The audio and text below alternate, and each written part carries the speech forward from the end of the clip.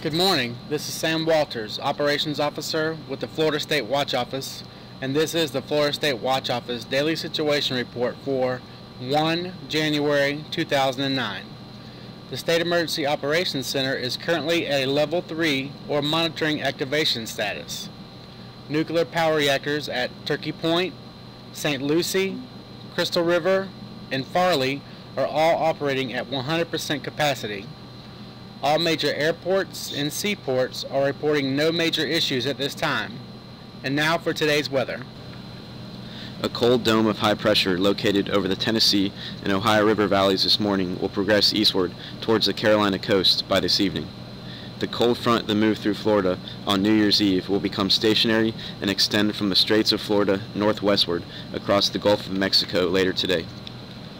As the high pressure center translates eastward, winds across the state today will shift from a general northeastward direction to easterly this afternoon and southeasterly by Friday. These gusty winds will bring an increase in clouds and moisture from the Atlantic into the peninsula, and isolated showers could begin moving onshore along the southeast Florida and Treasure coasts during the evening hours. Otherwise, seasonably cool temperatures are forecast for the 4 bowl games that will be played in Florida today. High temperatures will range from near 60 across North Florida to the upper 60s in Central Florida, with the lower 70s forecast for Southeast Florida and the Keys.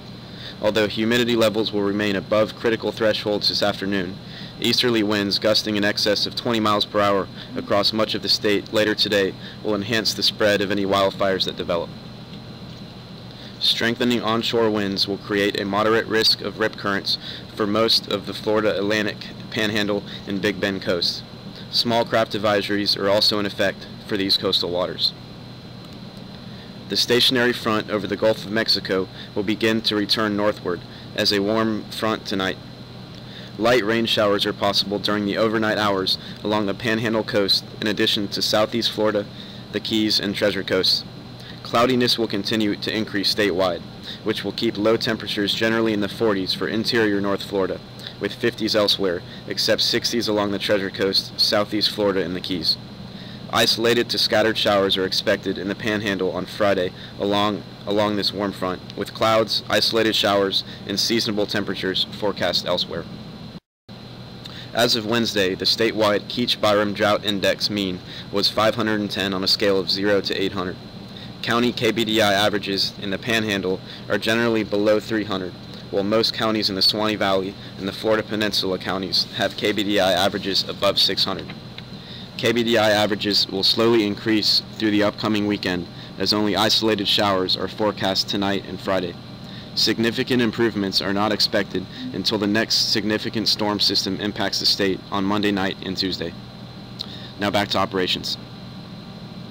With an elevated rip current risk expected today, residents and visitors to Florida beaches are encouraged to check local beach conditions before entering the water. Check forecasted beach conditions ahead of time from the National Weather Service at www.ripcurrents.noaa.gov/forecast.shtml. Upon arriving to your destination, check with local beach patrol or lifeguards about existing water conditions. If no lifeguard is on duty, look for warning flags or signs. If winds are strong or the surf is rough, avoid going into water above your knees. If caught in a rip current, do not panic. Swim left or right parallel to the shoreline until free from the current. Then swim at an angle towards the shore. Remember, don't fight, swim left or right. That's all we have for today. This has been the Florida State Watch Office Daily Situation Report for Thursday, January 1st, 2009. Have a safe day. For further information and to learn more about how you can get a plan, please visit www.floridadisaster.org.